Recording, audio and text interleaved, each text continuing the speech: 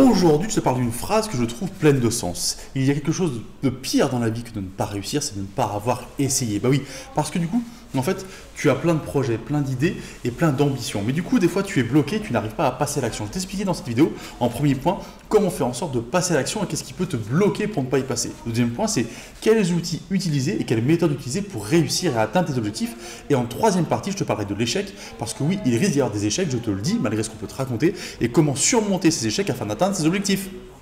Bonjour, je m'appelle Anthony Chaves, coach sportif, fondateur de la franchise Perform Coach qui permet aux coachs de réussir et du coup de surmonter leurs échecs. Ben oui, parce que du coup aujourd'hui je te parle simplement du fait d'essayer. Si tu n'as pas essayé, tu ne peux pas dire que tu as réussi. Tu n'as peut-être pas tout essayé pour réussir, pour avoir des clients par exemple. Tu n'as pas essayé toutes les méthodes, tu n'as peut-être pas eu tout ton œuvre ou tu n'as pas essayé la méthode qu'on te proposait correctement. Et ça change pas mal de choses. Ensuite, je vais commencer cette vidéo en t'expliquant qu'il y a des blocages psychologiques. On ne parle pas assez de ça, mais du coup, tu veux passer à l'action. Tu as envie, tu mets des choses en œuvre, tu mets du travail pour passer à l'action.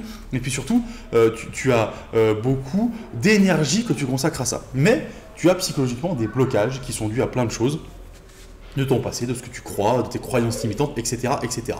Et ça va simplement te permettre de reproduire des schémas. Tu as certainement reconnu des fois des schémas que tu reproduis mais que tu ne comprends pas. Par exemple, tu fais souvent la même erreur qui t'amène souvent dans le mur. Du coup, tu n'arrives pas à sortir de ça. Voilà. Et bien du coup, il y a des blocages psychologiques qui t'empêchent comme ça de passer à l'action. Il faut les régler, il faut commencer par régler ça. Ça, c'est une chose très importante parce que si tu veux mettre, tu auras beau mettre l'énergie que tu veux là-dedans, tu auras beau mettre toute l'envie, tout le travail que tu veux, si tu n'es pas au clair avec toi-même et si tu n'es pas aligné avec toi-même, ce que j'explique souvent dans les vidéos, et bien du coup tu auras dépensé de l'énergie pour rien et sans comprendre pourquoi, tu vas déjà échouer avant même d'avoir essayé. Dans ce deuxième point, je t'explique maintenant quels sont les outils nécessaires pour réussir. Alors, je le dis très clairement, je pense qu'il faut qu'il y ait un objectif très clair.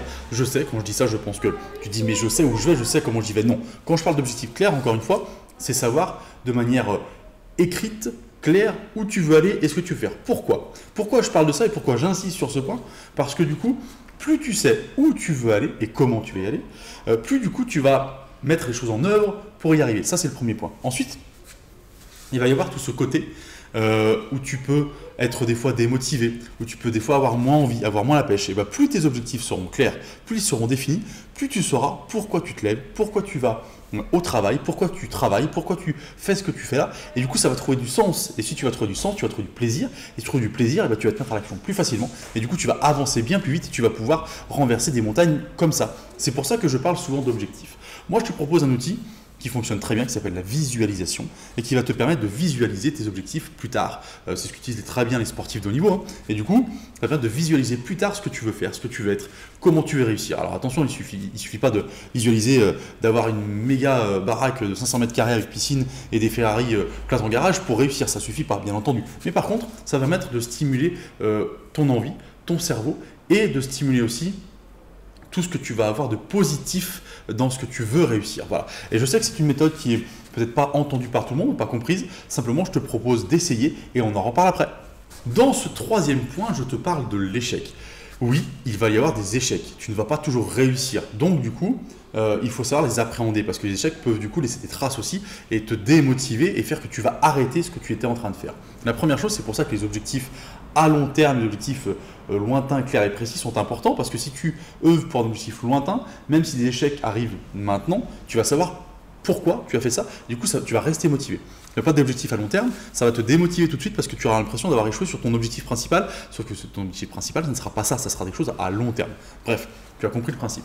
Ensuite, simplement, il y a la prise de recul et il y a surtout le fait d'être capable de savoir que si tu échoues, bah du coup, pourquoi tu as échoué et de savoir que si tu échoues, c'est pas à toi-même que tu vas pas te morfondre sur toi-même. L'objectif, c'est pas de se sentir touché humainement. C'est de dire, ok, professionnellement, j'ai raté quelque chose, j'ai dû faire une erreur, mais du coup, je vais rebondir et je vais trouver une solution. Et pour ça, il faut un temps de digestion. C'est-à-dire que si tu as raté, tu voulais trouver des clients pour la rentrée, tu as mis plein de choses en œuvre, tu as communiqué, tu as fait des flyers, tu as fait plein de, etc., etc.